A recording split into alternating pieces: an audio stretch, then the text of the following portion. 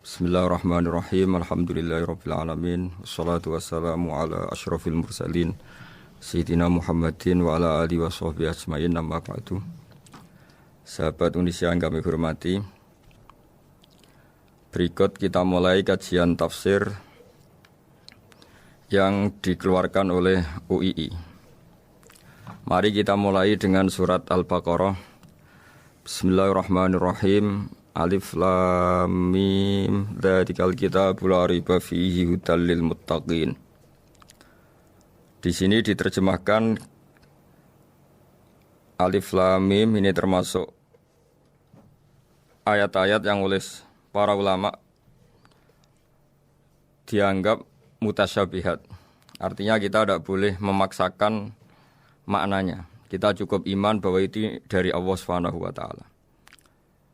Ini termasuk ayat-ayat yang kita percaya bahwa ada makna yang diinginkan Allah, tapi kita tidak perlu menduga-duga apa sepersisnya makna itu.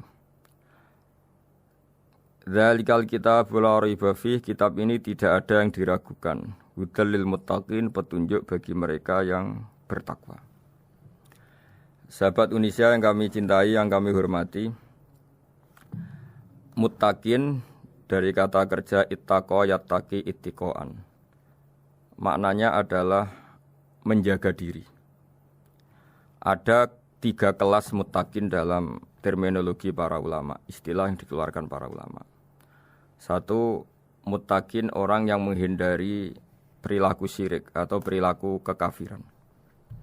Sehingga menurut para ulama, apapun faseknya seorang mukmin, apapun kelirunya orang mukmin, misalnya pernah mencuri, pernah korupsi, pernah apa saja, masih dianggap mukmin karena dia masih bertauhid la ilaha illallah Muhammadur Rasulullah. Ini muttaqin yang paling kelas pokok, kelas bawah.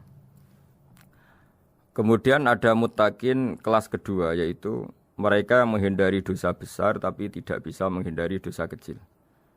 Misalnya bisa menghindari dosa zina tapi dia bisa menghindari dosa melihat perempuan yang bukan mahramnya, yang bukan halal bagi dia.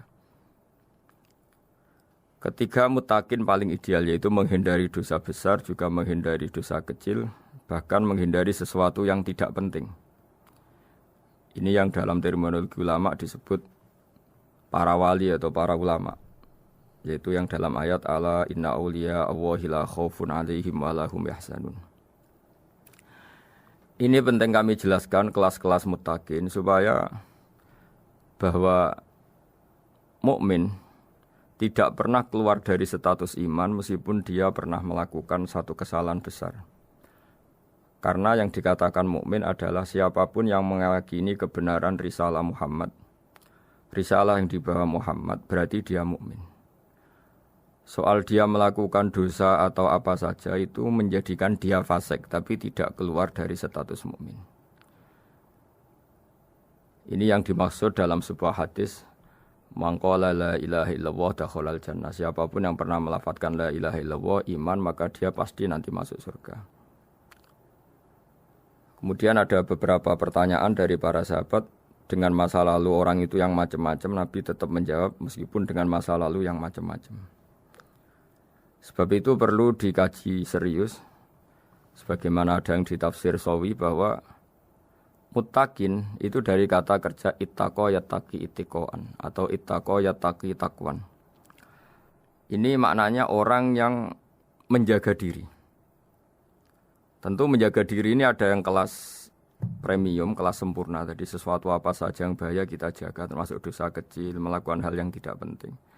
Ada orang mukmin yang hanya bisa menjaga dari dosa kekafiran, dosa kemusyrikan. Ini pun dengan segala kesalahannya masih ada kemungkinan dimaafkan Allah. Karena Allah pernah berfirman, innallaha la yaghfiru ayyushraka bihi wa yaghfiru ma duna dzalika liman yasha. Allah tidak akan memaafkan dosa syirik, tapi Allah masih bisa memaafkan atau masih berkenan memaafkan dosa di luar syirik.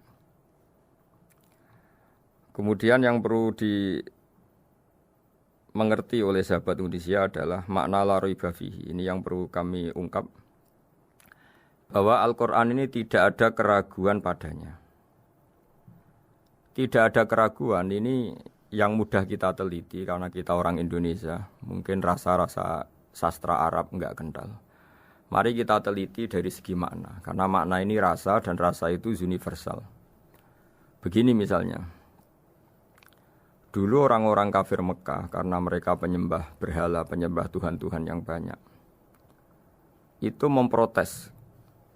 Mereka memanggil tentu masih Muhammad, belum ya Rasulullah. Muhammad, kamu mengajak ke Tuhan berapa? Rasulullah menjawab, ke Tuhan yang satu.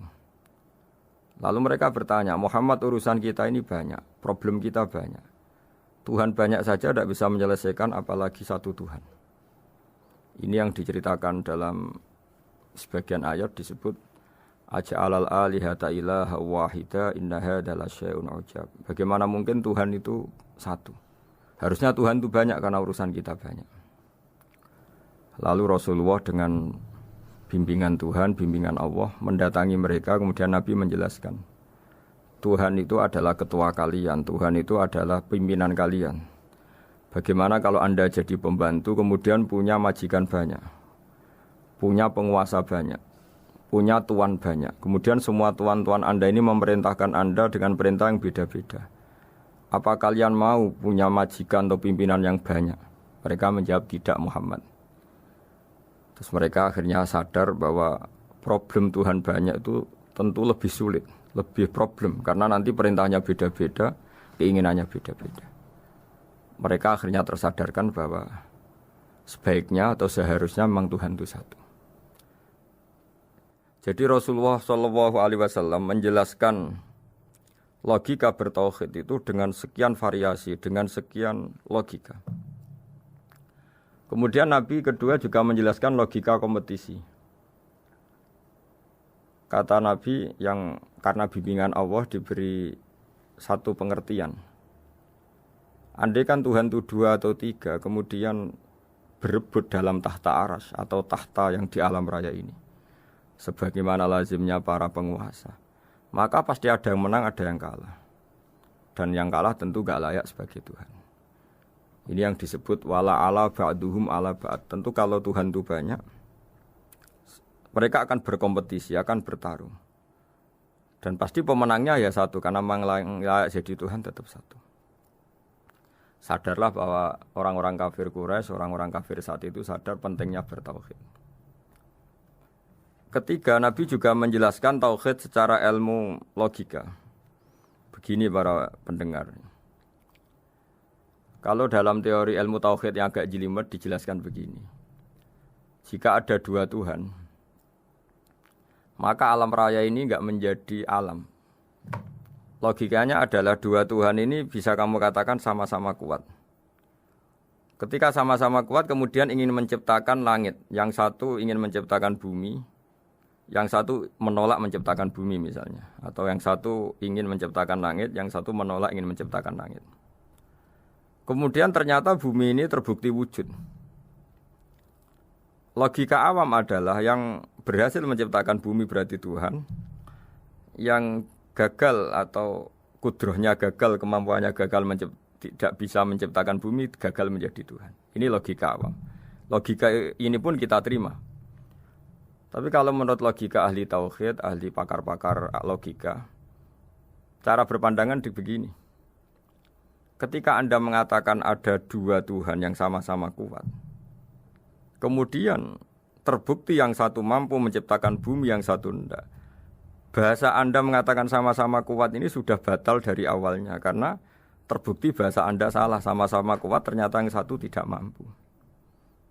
Sehingga dalam pikiran orang-orang ahli tauhid mengatakan, membayangkan Tuhan saja itu enggak kebayang, karena turunan kata ini pasti selalu salah. Karena tadi misalnya dikatakan, andai kan ada 2 Tuhan, kemudian yang satu mampu menciptakan bumi, yang satu tidak. Padahal Anda tadi bilang sama-sama kuat, ternyata terbukti yang satu tidak kuat. Berarti kata Anda sama-sama kuat ini salah. Ini pula yang diajarkan Rasulullah lewat bimbingan Allah, lewat wahyunya yang disebut Lau kana fihi ma alihatun illallahu la fasadata. Karena kalau ada 2 Tuhan, pasti kamu sifati sama-sama kuat. Ternyata sifat sama-sama kuat ini batal demi hukum, karena ternyata yang satu tidak mampu menciptakan bumi. Atau kamu sifati 2 Tuhan ini sama-sama lemah. Itu tidak mungkin lagi, karena ternyata bumi ini terbukti wujud. Pasti penciptanya ini zat yang sangat kuasa. Jadi logika-logika tauhid sedemikian dibangun oleh Rasulullah lewat bimbingan Allah Subhanahu wa taala.